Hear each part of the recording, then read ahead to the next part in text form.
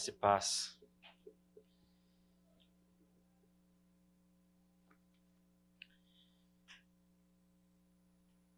Esse momento é sublime. Um momento que a gente pode abrir a palavra de Deus e assim como o Adilton já orou, o Cris orou agora, a gente louva a Deus pela liberdade que a gente tem no nosso país de poder fazer isso. De podermos ter acesso à palavra, podemos ter acesso a uma miríade de literatura a respeito da palavra. Muitos irmãos ao longo da história não tiveram essa liberdade e muitos hoje não têm essa liberdade. Portanto, isso é motivo de louvor e agradecimento ao nosso Deus. E para quem está aqui na frente em especial, esse momento não é só sublime, como esse momento é um fardo. É um fardo bom, mas é um fardo. Porque a gente se confronta com a grandiosidade da palavra que a gente tem para expor e a gente vê, por um lado, a nossa limitação em compreender essa palavra e, por outro lado, a nossa indignidade diante dessa palavra. A gente vai falar hoje sobre a dignidade do Cordeiro. Digno é o Cordeiro, como a gente acabou de cantar. E quando a gente declara que digno é o Cordeiro, a gente diz que nós não somos dignos. Então, portanto, eu não sou digno de estar aqui. Nós não somos dignos de estar aqui. Nós não somos dignos de abrir esse livro e ter acesso a essa palavra, como a gente vai ver no texto de hoje. Mas, enfim, Deus nos alcança com a sua graça. Deus alcança vocês, Deus alcança a mim, e é só pela graça que a gente está aqui hoje. A gente vai seguir a nossa jornada no livro de Apocalipse. Então, quem tem nos acompanhado aí, e também para os nossos visitantes que não têm acompanhado, mas para te colocar na mesma página, a gente tem feito uma jornada no livro de Apocalipse.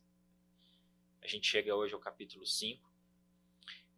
Mas a gente esse ano não tem feito só essa série no livro de Apocalipse, né? A gente tem feito essa série debaixo de um guarda-chuva. E o tema que a gente elegeu para esse ano é um imperativo: ouse ter esperança. Ouse ter esperança. E a gente já está quase no meio do ano. Apesar da gente não ter visto passar, a gente já está quase no meio do ano. E uma questão que eu queria e que eu me fiz ao longo dessa semana é: como eu estou diante desse imperativo? Será que eu cresci na esperança ao longo desses quase 6 meses do ano? Será que eu fui desafiado a ter mais esperança? Será que eu tenho sido fortalecido nessa esperança que vem do alto? Mesmo que tudo à nossa volta, mesmo que tudo à minha volta aponte na direção contrária, será que hoje eu sou mais capaz de ousar ter esperança do que eu era no mês de fevereiro, quando essa série começou? É claro que essas transformações ou transformações dessa envergadura não acontecem com a gente da noite para o dia. Dificilmente a gente num dia estava completamente sem esperança e no dia seguinte, depois de ouvir uma mensagem aqui, a gente se viu tomado por esperança. Às vezes isso acontece, mas em geral não é assim.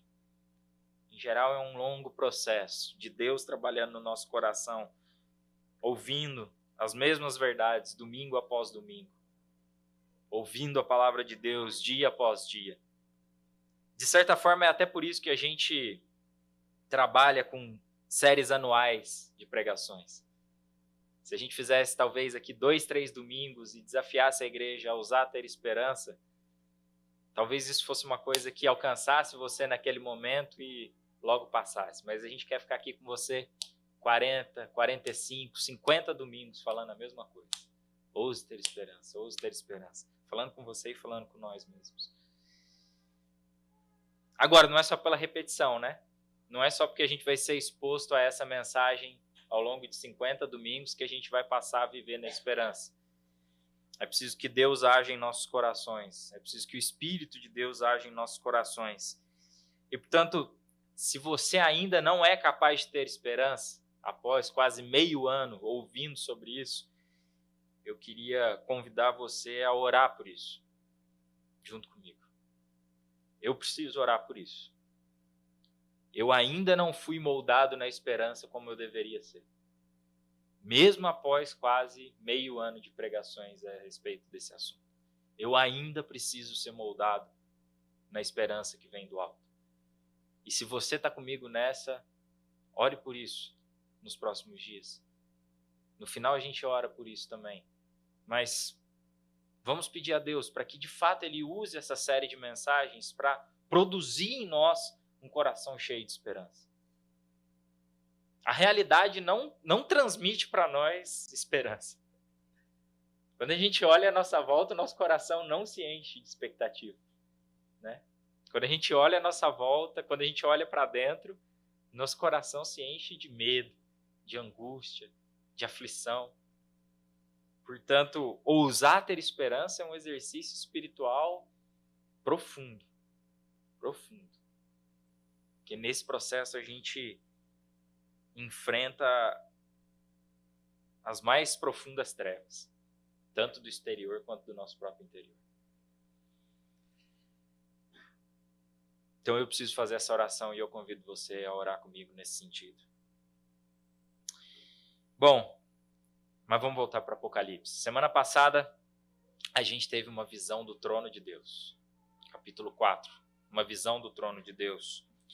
Nós vimos Deus, por meio das palavras do apóstolo João, assentado num alto trono, reinando poderoso, sendo adorado por todos os seres celestiais, aqueles seres que João teve dificuldade para descrever. Lembram lá, né, daquela confraternização de anjos, anciãos, gente com olho para todo lado, asas, enfim. Uma imagem difícil de descrever. E Deus no centro dessa história, Deus no centro desse trono. O capítulo de hoje, capítulo 5, é uma continuidade. Portanto, a gente poderia, inclusive, reler o capítulo 4, mas não vou fazer isso. Porque o texto de hoje ele segue na mesma esteira. E, na verdade, as grandes revelações do livro de Apocalipse ainda estão por vir. A gente está no preâmbulo das grandes revelações desse livro. O capítulo 4, ele começou isso, o capítulo 5 termina isso, termina esse preâmbulo. Então, de certa forma, esses dois capítulos, capítulo 4 nós vimos semana passada, capítulo 5 nós veremos hoje, eles funcionam como porta de entrada para as grandes visões do livro. E, portanto, é fundamental que a gente compreenda bem esses capítulos. Portanto, abra sua Bíblia lá, no capítulo 5 do livro de Apocalipse. Nós vamos ler os primeiros 4 versículos.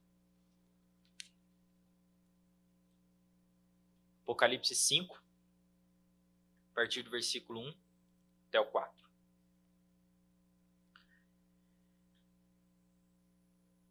O texto diz assim: Então vi, na mão direita daquele que está assentado no trono, aquele que é santo, santo, santo, aquele que é digno de receber todo o louvor, toda a glória, toda a honra.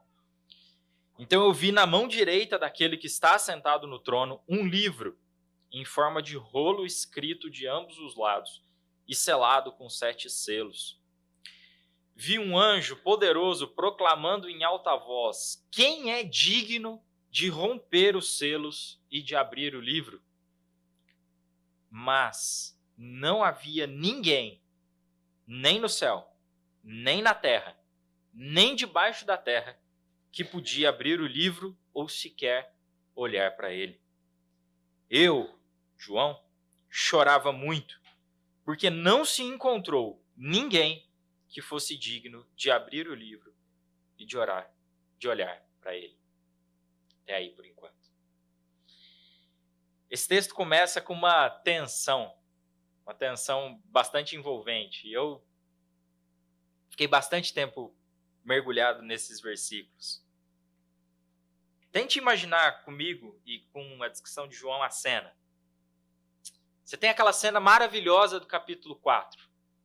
Deus Todo-Poderoso, assentado no seu trono, cercado por seus anjos, por seres celestiais, todos rendendo a ele glória, honra, louvor, dizendo constantemente: Santo, Santo, Santo é o Senhor Deus Todo-Poderoso, que criou todas as coisas, que sustenta todas as coisas, que tudo foi criado por ele, por meio dele e para ele. Então, no centro desse trono, no centro dessa imagem, você tem Deus. E agora o capítulo 5 começa dizendo: na mão direita dele, na mão direita desse que é todo-poderoso, João vê um livro. Um livro em formato de rolo, escrito por dentro e por fora e selado com 7 selos. Essa figura, um livro em formato de rolo, escrito por dentro e por fora, selado com 7 selos, isso não é uma coisa convencional para a gente. A gente não acha isso na livraria. Mas isso era algo relativamente comum na época de João. Tem muitos documentos daquela época que tinham essa aparência. Isso é um documento oficial, um testamento, uma carta importante. Tem diversas possibilidades, o pessoal fica discutindo e sei lá. É um livro em formato de rolo, selado com 7 selos, escrito por dentro e por fora. A questão aqui não é o tipo do livro. A questão aqui é onde esse livro está. E mais, o que tem nele. Um livro que está nas mãos do Senhor Deus Todo-Poderoso, na mão direita do Senhor Deus Todo-Poderoso, e que tem algo de muito especial registrado nele, revelado nele. Só que aí o versículo 2 escancara um problema maior. Porque surge um anjo com um desafio, com uma questão. Quem é digno de romper os selos e de abrir o livro? Quem é digno de romper os selos e abrir o livro? Quem é digno de pegar esse livro da mão direita, daquele que é exaltado, daquele que está entronizado? Quem é digno de pegar esse livro da mão direita do Deus Todo-Poderoso, romper esses selos, abrir o livro e contar para a gente o que tem lá dentro? Em outras palavras, é como se houvesse uma grande expectativa no céu para saber o que tem escrito aí, afinal. O que tem escrito nesse livro, por dentro e por fora dele. Todos querem saber. E, portanto, o anjo faz um desafio. Quem é digno de tomar esse livro, de romper os selos e de abri-lo e contar para nós o que tem lá? E se é necessário alguém para tomar esse livro da mão direita do Todo-Poderoso, esse alguém precisa ser tão digno quanto ele. Alguém para tomar esse livro da mão do Todo-Poderoso, que está sentado no seu trono, louvado por seus anjos, precisa ser tão digno quanto ele. É por isso que a pergunta é: quem é digno de romper os selos e de abrir o livro? E aí isso desdobra em mais um problema, que é: o anjo procura no céu, na terra e debaixo da terra. E quem ele encontra? Ninguém. Não há ninguém no céu, na terra e debaixo da terra digno de tomar o livro, romper os seus selos e nos contar o que há dentro dele. Na verdade, o texto até extrapola dizendo que não existe ninguém digno sequer de olhar para ele. Não tem ninguém digno de dar uma espiadinha nesse livro e de nos revelar o seu conteúdo. Essa estrutura tripartite, céu, terra e debaixo da terra, é mais ou menos comum na mentalidade judaica para descrever a totalidade da realidade, a união do mundo físico, do mundo espiritual.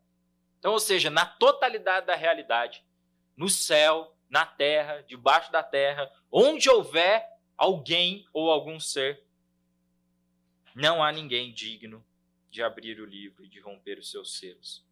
E então, como João reage? João chora.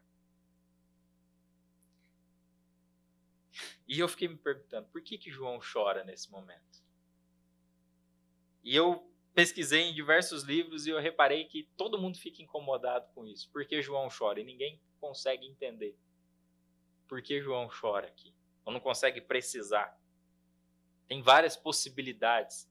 João pode ter chorado porque não foi encontrado ninguém com essa postura, com essa capacidade moral de tomar o livro da mão direita do Todo-Poderoso e de abrir. João pode ter chorado porque se não tem ninguém digno, a gente nunca vai conhecer o conteúdo. João pode ter chorado porque se nós não conhecermos o conteúdo desse livro, talvez as coisas ali relatadas sequer nunca aconteçam. E eu creio que a chave para entender esteja por aí, esteja no conteúdo desse livro. E aí tem um problema, porque a gente só vai ficar sabendo o que está revelado nesse livro ao longo das próximas 10, 15 semanas. E aí quem chora é a gente, porque não vai dar para saber hoje. Mantenha atenção, mantenha o mistério. O conteúdo registrado nesse livro ficaremos sabendo ao longo dos próximos domingos. Agora, o ponto central do texto de hoje, então, o ponto central ainda não é o que há nesse livro. A questão central do capítulo 5 é a pergunta que o anjo faz. Quem é digno de romper os selos e de abrir o livro? A gente ainda vai se ocupar do conteúdo dele, mas por hora a questão para a gente é: quem é digno de romper os selos e de abrir o livro? E essa é uma pergunta perturbadora, porque o livro está na mão direita de Deus. E provavelmente ali há o relato da história que está por vir.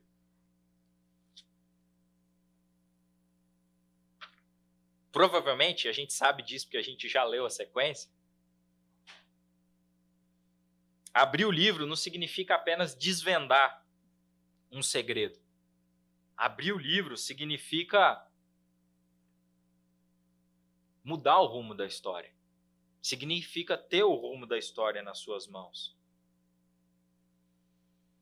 Portanto, a gente não está diante, ou João não está diante nessa situação tensa, só de um mistério sobre o futuro. Ele está diante de uma estrada sem um caminho de volta. A partir do momento que a gente conhecer o que está registrado ali, a gente saberá para onde a gente está trilhando. E é por isso que não cabe a qualquer um o conteúdo dessa revelação. Vejam, o que está acontecendo aqui é: se houvesse alguém digno de romper aqueles selos e de abrir aquele livro, esse alguém teria a capacidade de moldar a nossa história, porque ele poderia nos dizer para onde a gente deve seguir, porque ele poderia nos dizer é para lá que a história está indo. E essa revelação não cabe a qualquer um. Não é qualquer um que pode ter esse poder nas mãos. E essa cena, como um todo, tomou a minha mente nos últimos dias. Porque eu passei a confrontar essa questão, quem é digno de romper os selos e de abrir os livros, com várias coisas que estavam acontecendo na minha vida e à minha volta. Com a pergunta, quem é digno de romper os selos e de abrir os livros, eu comecei a ler várias coisas e a ouvir várias coisas. Algumas pessoas, inclusive, já até comentaram comigo que viram nos últimos dias uma discussão que aconteceu no meio evangélico sobre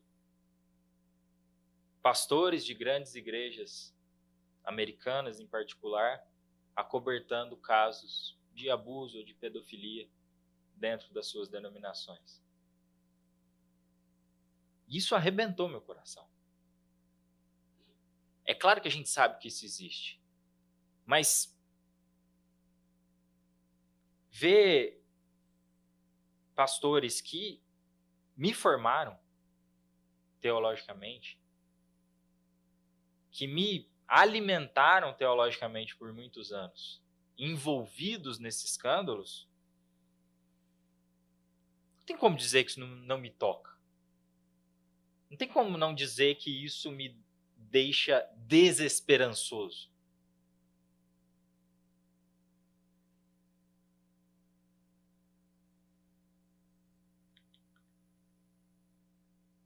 Gente que talvez eu colocaria na prateleira de candidatos a romper os selos e abrir o livro. Gente que talvez nós consideraríamos dignos. E aí eu tô com essa pergunta na cabeça: quem é digno de romper os selos e de abrir os livros, ou de abrir o livro? E aí eu vejo essas notícias e falo: ninguém é digno. Ninguém é digno. Nem aqueles que eu achava ser digno. Só que eu não confrontei essa pergunta só com o que eu estava lendo e ouvindo. Eu confrontei essa pergunta com as minhas atitudes. Eu confrontei essa questão com a forma como muitas vezes eu trato os meus filhos, com a forma como eu trato a minha esposa, com a forma como eu me porto no trabalho, com os meus pensamentos. E aí eu cheguei à simples conclusão: eu também não sou digno. Aqueles que eu tomava como dignos não são. Eu mesmo não sou.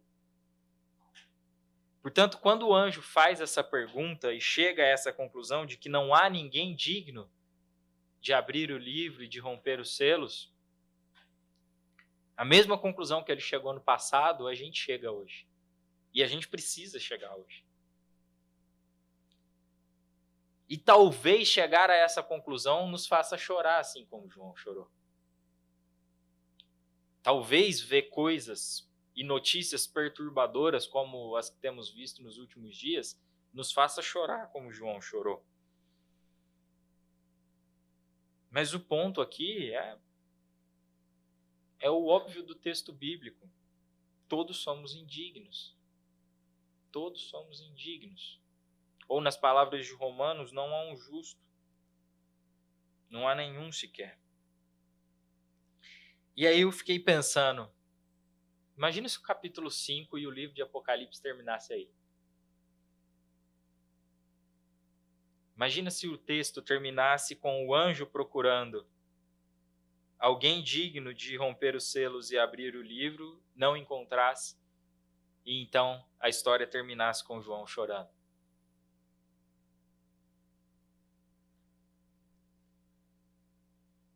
E é assim que a leitura da realidade termina para muitos. Muitos que convivem conosco leem a realidade dessa forma. Não há ninguém digno. Não há um justo sequer. Não há um futuro para a história. Não há um rumo para as coisas. Diante disso, só resta chorar. Só resta chorar.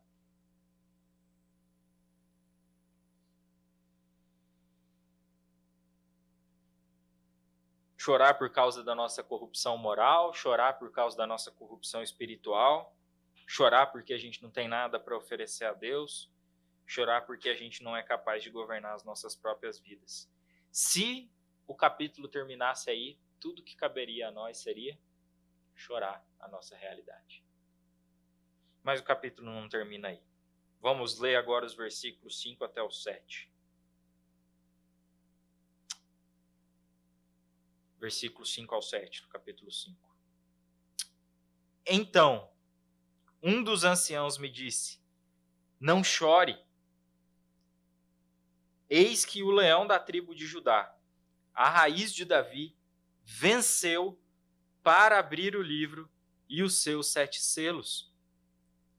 Então eu vi um cordeiro que parecia ter estado morto, de pé, no centro do trono, cercado pelos 4 seres viventes e pelos anciãos. Ele tinha 7 chifres e 7 olhos, que são os 7 Espíritos de Deus enviados a toda a terra. Ele se aproximou e recebeu o livro da mão direita daquele que estava assentado no trono. Não chore, não chore, não chore.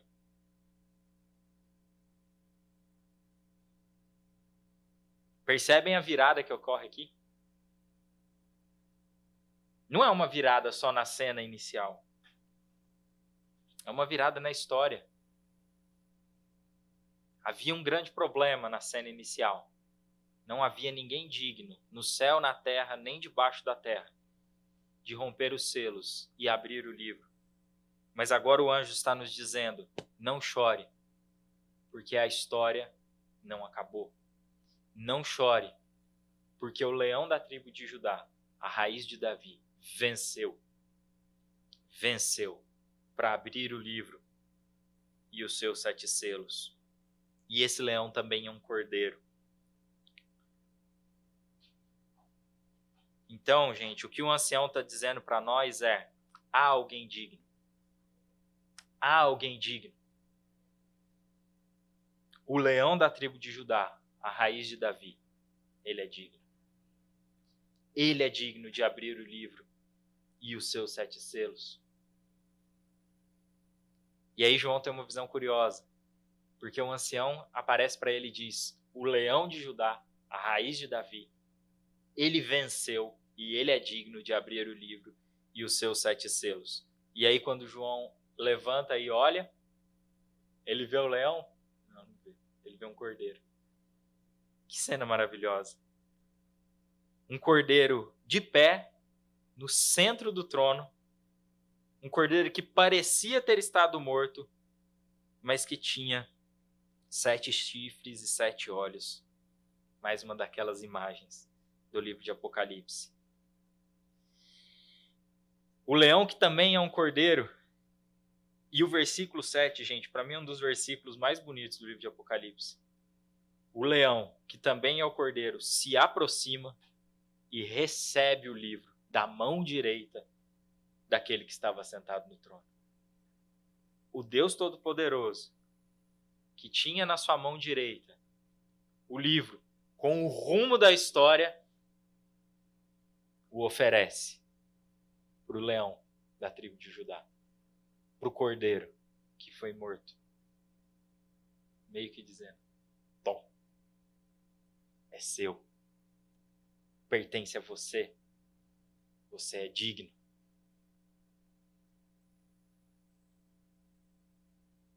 Agora tá na hora de chorar, né? Eu acho que eu chorei mais nessa do que na primeira. Que visão maravilhosa. O leão cordeiro não apenas é digno de abrir o livro, ele recebeu do Deus Todo-Poderoso esse livro selado, com o rumo da história. Ele recebeu do Deus que é santo, santo, santo, o destino da história. Leão cordeiro, a ti pertence a história. A ti pertence o rumo das coisas. A ti pertence todo o conhecimento. A ti pertence toda a sabedoria. A ti pertence toda a glória. Receba. Você é digno. Não há ninguém mais digno. Não há nenhum outro digno. Mas o leão cordeiro é digno. De repente, toda aquela tensão gerada pela pergunta do anjo, quem é digno? Essa tensão se esvai. Por quê? Porque o leão cordeiro é digno. Toda falta de direção acaba. A história não caminha a ermo. Todo mal será derrotado. A gente caminha para a consumação. Por quê? Porque o leão cordeiro venceu. A história não caminha sem direção. O leão cordeiro venceu e recebeu do Pai o destino da história. A ele pertence o futuro. E aí, como é que o céu responde a essa grande virada? Vamos ler os versículos 8 até o final. Leia esse trecho com seu coração aberto. Eu não preciso falar mais nada depois dele. Após o leão cordeiro receber o livro, Os 4 seres viventes e os 24 anciãos prostraram-se diante do Cordeiro. Cada um deles tinha uma harpa e taças de ouro cheias de incenso, que são as orações dos santos. As orações que a gente faz. E eles cantavam um cântico novo. Tu és digno de receber o livro e de abrir os seus selos, pois foste morto, e com teu sangue compraste para Deus homens de toda tribo, língua, povo e nação. Tu os constituíste reino e sacerdotes para o nosso Deus, e eles reinarão sobre a terra. Então olhei e ouvi a voz de muitos anjos, milhares de milhares e milhões de milhões. Eles rodeavam o trono, bem como os seres viventes e os anciãos, e cantavam em alta voz: digno é o Cordeiro que foi morto, de receber poder, riqueza, sabedoria, força, honra, glória e louvor. Depois ouvi todas as criaturas existentes no céu, na terra, debaixo da terra e no mar, e tudo que neles há, que diziam: aquele que está assentado no trono e ao Cordeiro sejam o louvor, a honra, a glória e o poder para todos sempre. Os 4 seres viventes disseram: amém. E os anciãos prostraram-se e o adoraram. Que cena! Que cena maravilhosa! Digno é o Cordeiro que foi morto. Digno é o Cordeiro que foi morto de receber toda a glória, toda a honra, todo o louvor, todo o poder. A história está nas mãos dele. Tem festa no céu quando o Cordeiro recebe do Deus Todo-Poderoso o rumo da história nas suas mãos. Minha vontade é parar aqui, ler esse texto mais uma vez e irmos embora. Mas deixa eu compartilhar só mais umas coisinhas com vocês. Gente, esse capítulo 5, ele precisa orientar toda a leitura que a gente fizer de Apocalipse daqui em diante. A beleza do livro de Apocalipse não está na grandiosidade das suas revelações. A beleza do livro de Apocalipse está ancorada nessa história. A beleza do livro de Apocalipse está ancorada no sacrifício do Cordeiro. Porque se o Cordeiro não tivesse sido morto, não haveria mais nada. Não haveria ninguém digno. Não haveria nenhum rumo para a história. Mas o Cordeiro foi morto. Portanto, há alguém digno. Então, toda a nossa leitura do livro de Apocalipse a partir daqui precisa estar ancorada nessa realidade. Digno é o Cordeiro que foi morto. Agora, esse capítulo não deve ancorar só a nossa leitura teológica do livro de Apocalipse. Essa visão precisa orientar a nossa vida. Essa visão precisa orientar os nossos corações.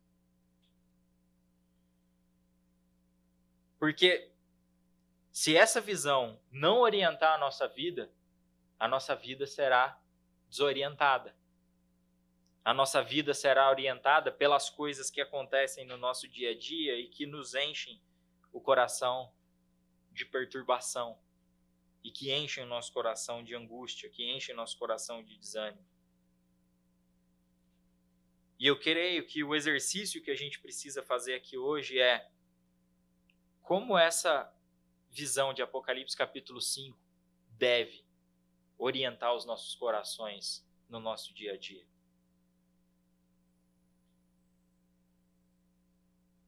Quando eu me pego desanimado diante dos escândalos envolvendo os evangélicos, eu preciso me lembrar de 2 coisas. Ninguém é digno e digno é o Cordeiro. Quando eu me pego desanimado diante dos meus próprios fracassos morais e espirituais, eu preciso me lembrar de duas coisas. Eu não sou digno e o Cordeiro é digno. Quando eu me pego sem esperança, quando eu me pego aflito com relação ao meu futuro, com relação ao futuro do nosso país, eu preciso me lembrar de uma coisa.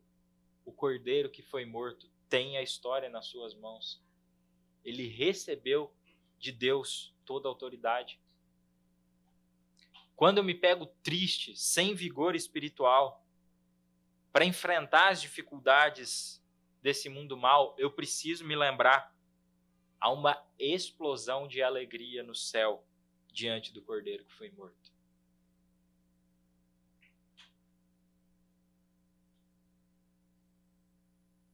De uma forma bem devocional, o que eu queria dizer para você é: se você se encontra aqui hoje sem vigor no coração, angustiado com relação ao futuro, triste com relação às coisas que têm acontecido na sua vida e à sua volta, se junte a um exército celestial que louva continuamente ao Cordeiro que foi morto. Isso é remédio para a nossa alma. Isso é remédio para a nossa alma. Vamos fazer parte dessa alegria. Existe no céu um constante louvor ao Cordeiro que foi morto. Um exército de milhares e milhões de seres celestiais dizendo: digno é o Cordeiro que foi morto. E comprou para Deus pessoas de todas as tribos, línguas, povos e nações. A gente precisa se unir a esse exército de milhares e milhões de seres celestiais que louvam o Cordeiro continuamente pelo que ele fez. Essa visão de Apocalipse 5 precisa orientar a minha mente. Ela precisa orientar e inundar o meu coração. Do contrário, eu serei desorientado pela angústia, pelo desespero, pela falta de esperança. Eu não sou digno. Ninguém é digno, mas o Cordeiro é digno. De certa forma, esse texto coloca em xeque vidas cristãs sustentadas por uma cristologia fraca. Esse texto é cristologia densa. É uma doutrina a respeito de Cristo densa, que reorienta os nossos olhos para um Cristo supremo. Em outras palavras, a pergunta que esse texto deixa diante de nós é: qual o tamanho do Cristo que você adora? Qual o tamanho do Cristo que você adora, que você tem adorado? Quem é Cristo para você? Se ele for apenas uma referência moral, espiritual, se for apenas uma espécie de irmão mais velho, se for só um mártir político, esse Cristo é desse tamanho. Porque o Cristo das Escrituras não é só uma referência, não é só um exemplo, não é só um mártir. Ele é o Cordeiro que se assenta no trono e que tem um exército celestial dizendo continuamente: digno é o Cordeiro de receber todo o louvor, toda a honra, toda a glória e todo o poder. Portanto, abandone esse Cristo pequenininho que você tem louvado e abrace esse Cristo supremo que Apocalipse 5 revela. É o leão da tribo de Judá. É a raiz de Davi. Ele venceu não pelo seu poderio militar. Ele venceu pelo seu sacrifício. Ele venceu pela sua morte. Ele venceu em humilhação. Mas isso não torna ele menor. Isso torna ele maior. É porque ele venceu por meio da sua morte que Deus concedeu a ele governo sobre a história. É porque ele venceu pela sua morte e ressurreição que o Pai deu a ele domínio sobre todas as coisas. É porque ele venceu pela sua morte que a gente deve ir a ele louvar. Digno é o Cordeiro que foi morto. Ele te comprou. por meio do seu precioso sangue. Ele comprou um povo que provém de toda tribo, língua, raça e nação, por meio do seu precioso sangue. Portanto, ele é Deus exaltado. Ele é Deus grandioso. É esse Cristo que essa igreja, que toda a igreja precisa celebrar. Ele é digno quando ninguém mais se apresenta como digno. Ele é grande quando ninguém mais se apresenta como grande. Ele é esperança quando tudo à sua volta diz desista.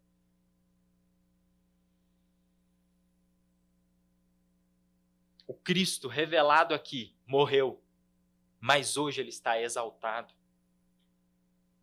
Nas palavras do próprio texto, Jesus não apenas morreu, o leão da tribo de Judá, a raiz de Davi, venceu, é o que está escrito lá no versículo 6.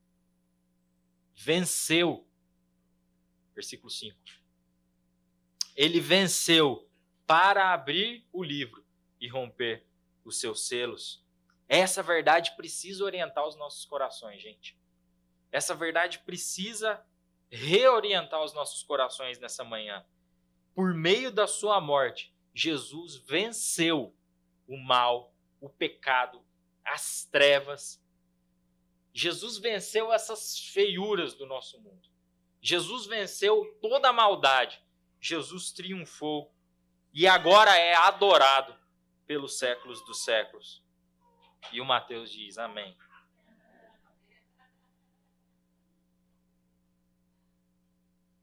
O versículo 13 retoma aquela forma tripartite da realidade que foi enunciada no versículo 3. Antes não havia no céu, na terra, nem debaixo da terra, alguém digno de abrir o livro. Agora o versículo 13 diz,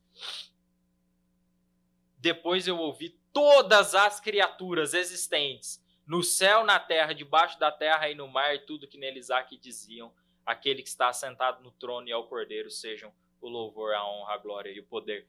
Em outras palavras, todos indignos agora estão louvando. E é isso aí.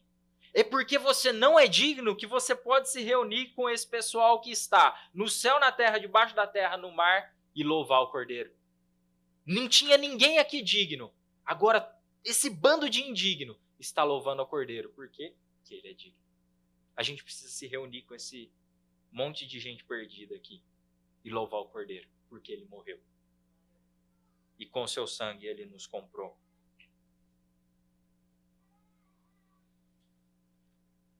Então a mensagem de hoje é muito simples e muito direta. Devemos todos, a uma voz, louvar o Cordeiro que foi morto. Só ele é digno de todo louvor, toda a glória, toda a honra e todo o poder. Nós não somos dignos de receber louvor, glória e poder. Na verdade, todas as vezes que a gente tenta receber algum tipo de honra, a gente quebra a cara. Porque a gente busca louvor pelo caminho errado. O Cordeiro triunfou por meio da sua humilhação. A gente não quer, né? Isso. Triunfar por meio de humilhação. Isso vira a lógica humana e mundana de cabeça para baixo, mas isso não poderia ser mais real. E para não estragar a beleza do texto, eu queria encerrar relendo um trecho. E aí depois nós vamos orar. A partir do versículo 5.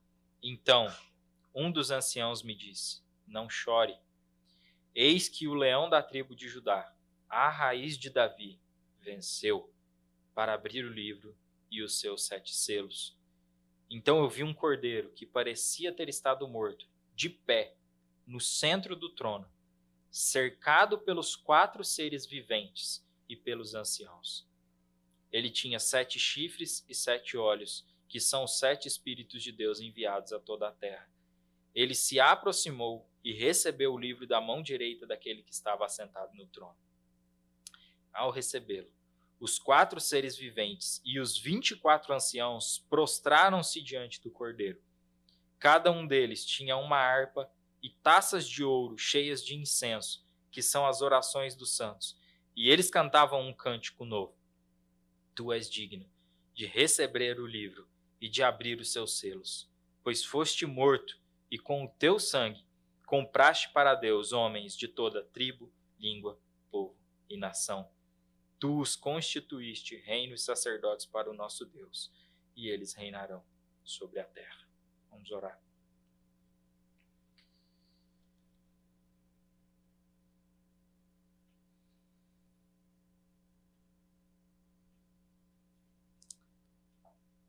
Santo, santo, santo é o Senhor Deus Todo-Poderoso. Nós te louvamos, ó Deus, porque o Senhor é Deus e não há nenhum outro. Nós te louvamos, ó Deus, porque o Senhor criou todas as coisas por meio da sua palavra e o Senhor sustenta o universo por meio da sua palavra. E nós te louvamos, Cordeiro de Deus, santo e imaculado, que morreu e nos comprou com o teu precioso sangue. Te louvamos, Cordeiro, que está assentado no trono. Te louvamos porque só o Senhor é digno. Te louvamos porque a história a ti pertence. Te louvamos porque o Senhor não apenas conhece o futuro pertence a ti. Te louvamos, ó Cordeiro de Deus, porque o Senhor morreu, mas também ressuscitou e hoje está exaltado.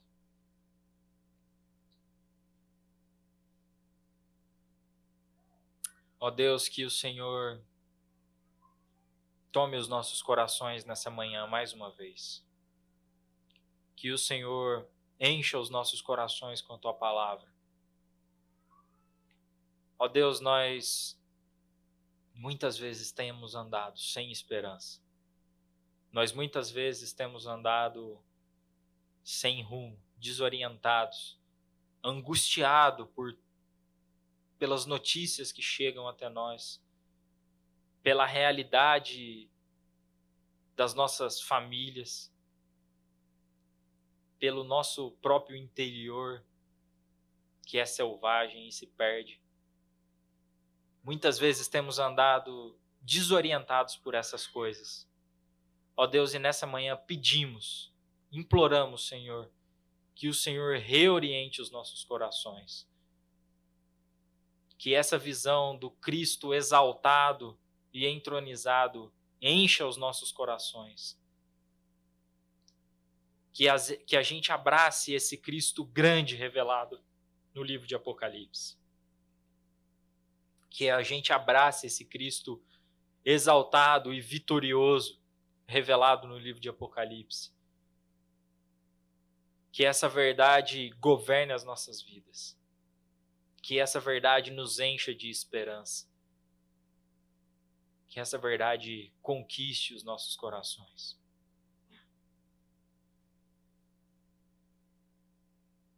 Te damos todo o nosso louvor nessa manhã. Não temos mais nada a oferecer. Te damos, ó Deus, a nossa gratidão. Louvamos ao Cordeiro que foi morto, mas que hoje vive. E que reinará pelos séculos dos séculos. Amém.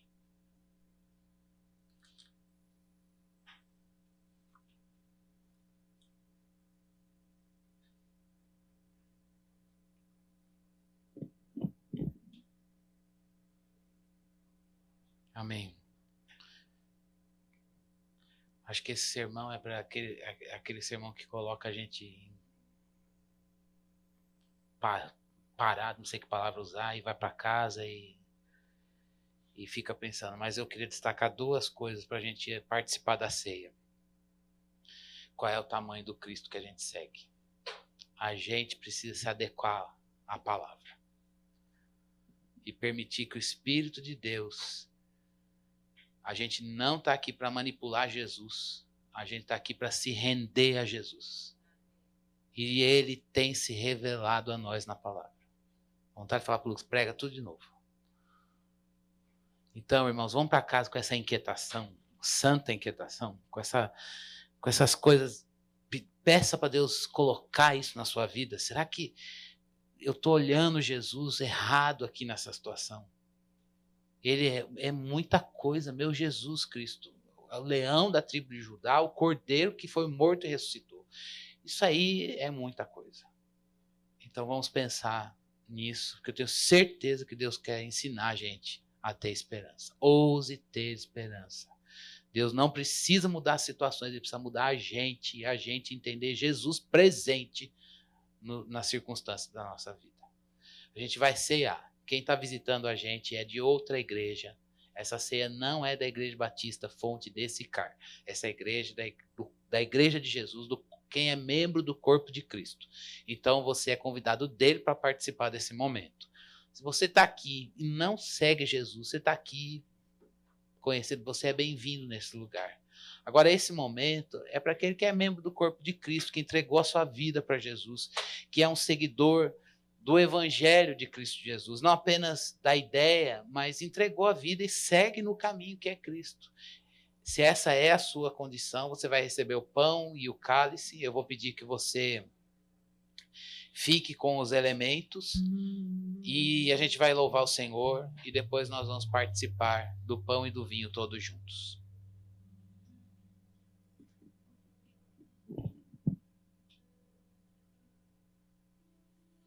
Amém. Na medida que vocês receberem o pão e o vinho, vamos ficar de pé e vamos adorar o Cordeiro, que é digno.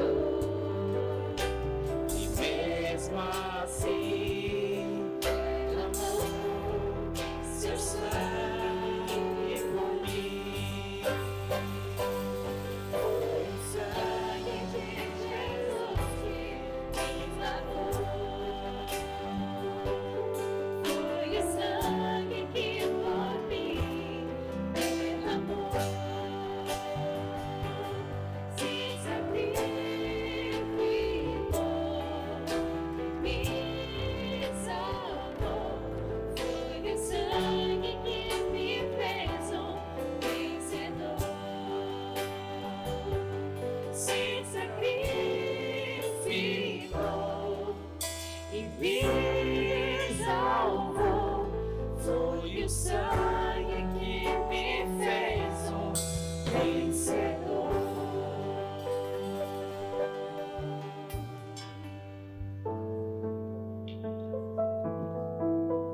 Graças a Deus, porque é nesse sangue que a gente foi lavado, no sangue do Cordeiro de Deus, que foi morto, mas que vive.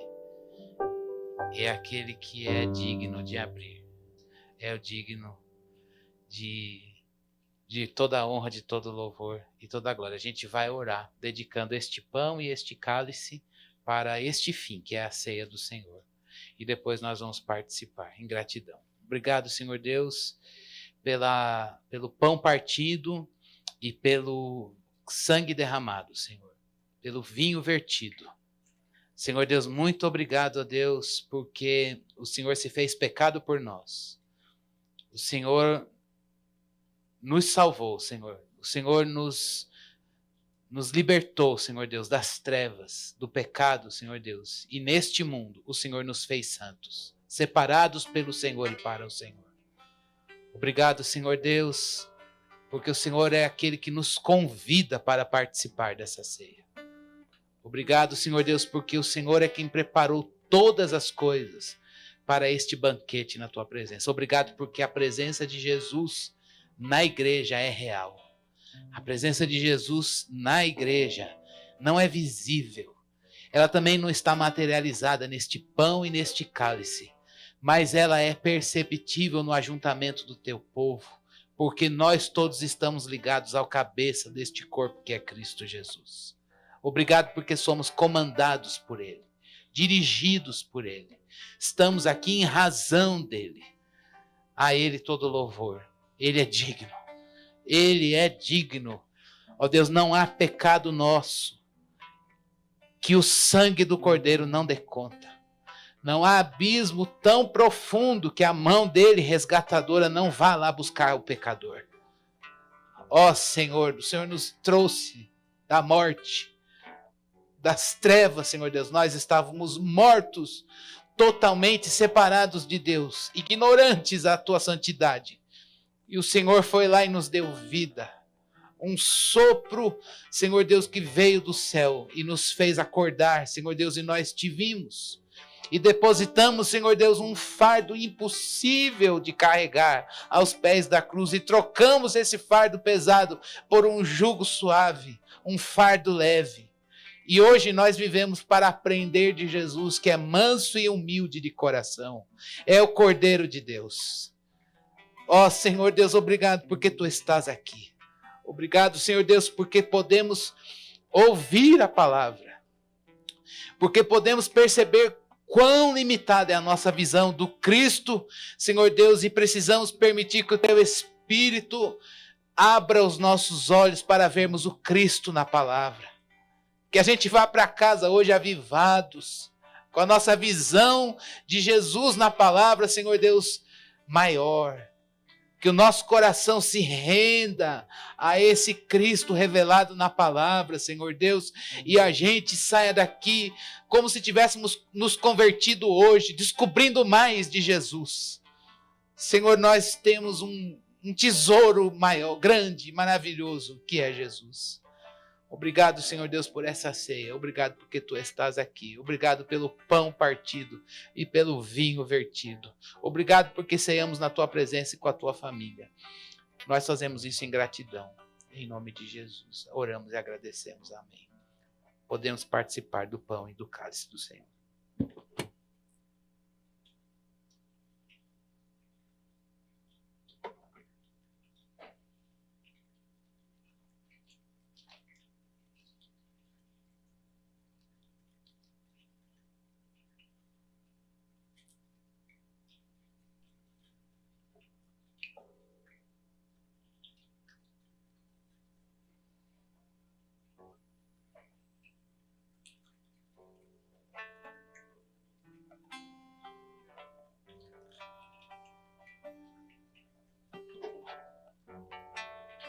Obrigado a Deus. Obrigado, Senhor Deus. Nós anunciamos a morte do Senhor até que Ele venha. nós anunciamos a morte do Senhor até que Ele venha. Não vemos, nosso coração arde de desejo, Senhor, por estar contigo na glória eterna.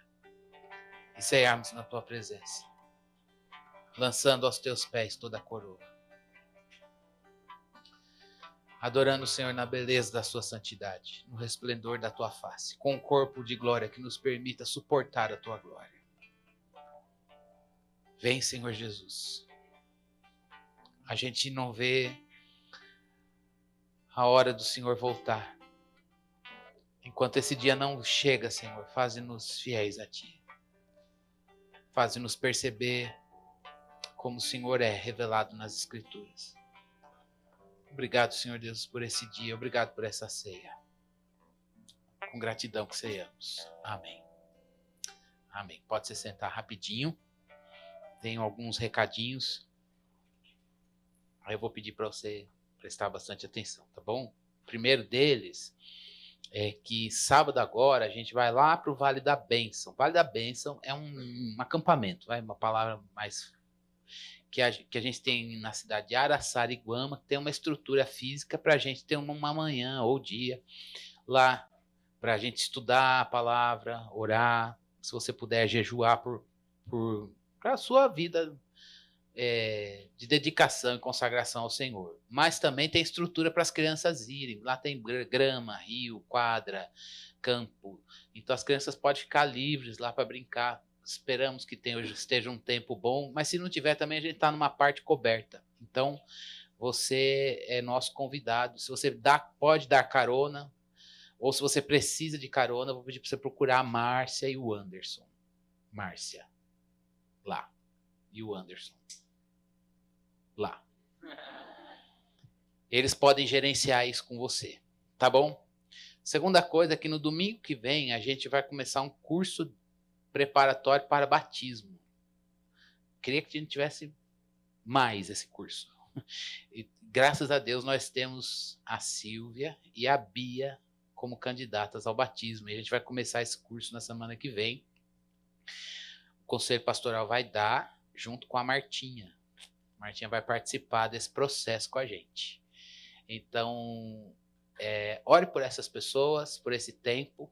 9 da manhã, no domingo que vem, a gente vai ter esse curso preparatório e depois a gente vai marcar o batismo. Depois, conforme a gente vai vendo esse processo.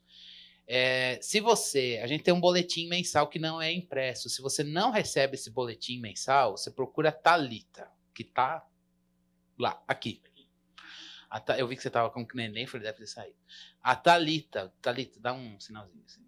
Olha, se você falar, lá a gente tem a agenda do mês, que vai acontecer. Então, se você não recebe esse boletim, porque você está frequentando a igreja, a gente tem um cadastro dos membros. Mas se você ainda não recebe, procura a Thalita, que aí a gente dá um jeito de fazer esse boletim chegar para você se inteirar das coisas, tá bom? Toda a nossa rotina e dinamismo de funcionamento você vai saber por meio desse boletim, tá? A gente não divulga assim nas redes sociais, vai divulgando algumas peças só para dar de algumas coisas, tá bom? Acho que é isso. Hoje a gente fez a gente começou um café da manhã, todo domingo de ceia, agora a gente vai fazer isso, a partir das 9, a gente vai fazer um café da manhã aqui junto. Então, foi muito bom, em abundância, e tanto é que tem comida lá. Se você não preparou o seu almoço, se quiser hoje o dia da besteira, passa lá. Você pode bolo, tem salgadinho, um monte de coisa, você já sai daqui, pelo menos com um café, almoço feito. Sobrou muita coisa, então pode voltar lá sem pressa e ter esse tempo de comunhão. Para o próximo mês, a gente sempre vai fazer, a gente precisa fazer os ajustes. Então, eu vou pedir para você também procurar a Márcia, o Anderson, a Gláucia, para a gente, para o próximo mês, o que eu vou levar, o que tem, tá sobrando muita comida, tem muita bebida, dá um sinalzinho para a Márcia, para o Anderson, a Gláucia, levanta a mão. Já estou incumbindo a Gláucia. Depois você pega o telefone dela aí. E para a gente não ter muita comida ou pouca comida, né? Para a gente ter na medida certa, para a gente não fazer desperdício. A gente vai se ajustando, tá bom? E E se você não tem como participar de contribuindo, por favor, o mais importante é a gente estar aqui junto. A questão é a gente ter esse tempo. Fiquei tão feliz de ver o povo conversar. Falei, parece coisa do interior nessa cidade de São Paulo. A gente precisa desses momentos. Isso é um cafuné no coração, é um respiro. É muito bom. Você já vem para a igreja, vem uma hora mais cedo. Invista na tua amizade, no tempo de qualidade, é muito bom. Isso faz bem para a tua alma. E ainda você tem pessoas que estão levando Jesus a sério e vão levar você a sério porque Jesus morreu por pessoas. Então a gente gosta de pessoas, igreja é lugar de gente, tá bom? Que não são dignas, porque digno aqui é só Jesus. Vamos ficar em pé e orar? Agradecendo ao Senhor por a bênção da gente ter estado aqui, tá bom? Obrigado a Deus por esse dia maravilhoso. Obrigado, Senhor Deus, pela bênção de cantar aqui santo, santo, santo é o Senhor, Todo-Poderoso. Deus, a nossa vontade é de ficar aos teus pés todo o tempo, cantando, cantando e te servindo e dizendo palavras bíblicas para Jesus, afirmando a verdade, a revelação que o Senhor fez do Senhor mesmo. Como a gente não pode fazer isso, a gente quer essa atitude no trabalho, em casa, lavando a louça, fazendo até coisas que a gente não gosta. Mas com esse coração rendido ao Senhor. Dá-nos esse coração adorador. Deus, que essa palavra, ela inquiete a gente essa semana. Deus, que ela vá sendo posta pelo teu Espírito, onde a gente não conseguiu chegar hoje. Que o teu Espírito vá, Senhor Deus, invadindo o nosso interior, áreas que talvez a gente fechou, coisas do nosso ser que talvez a gente, ó Deus, colocou uma tampa e ignoramos, ó Deus, mas que o teu Espírito vá lá, com uma mão suave, mais firme, e vá, Senhor Deus, trabalhando esse evangelho de Jesus na nossa vida, Senhor. Deus, aviva-nos. Guarda-nos, ó Deus, por onde andarmos, Senhor Deus, nessa semana. O Senhor sabe dos desafios que o teu povo tem de enfrentar neste mundo. Deus, que a gente vá sendo trabalhado na esperança. Que a gente vá sendo renovado na visão de mundo a partir do Evangelho de Jesus. E a gente vá, Senhor Deus, deixando o Evangelho não ser um discurso que está na nossa cabeça somente, mas que a palavra fique encarnada na nossa vida e a gente entregue a vida cada vez mais para o Evangelho, Senhor. Meu Deus, nós pedimos que esse Evangelho em nós, ele faça a luz de Jesus brilhar, Senhor. E o mundo, ó Deus, conheça, Senhor Deus, que há um povo nessa terra que tem uma esperança celestial. E assim Cristo será testemunhado para pessoas que precisam se achegar à verdade que é Jesus. Ó Deus, nós nos dedicamos ao Senhor. Guarda-nos, ó Deus. Põe os anjos do Senhor acampados ao nosso redor. Abençoa o teu povo com saúde, Deus. Emocional, física, na vida espiritual. Senhor Deus, nos assiste com a tua graça, com livramento, Senhor. Nós pedimos, Senhor Deus, que o Senhor também nos socorra nas nossas necessidades. O Senhor as conhece bem. Não desampara-nos, Senhor Deus. Muito pelo contrário, nós cremos que o Senhor é o nosso Deus que provê todas as coisas para o teu povo. Pedimos provisão do Senhor para nós. Oramos e agradecemos em nome de Jesus. Amém. Se você se sentir confortável, dá um abracinho no teu irmão, a paz do Senhor, um soquinho, uma cotovelada. Até domingo que vem.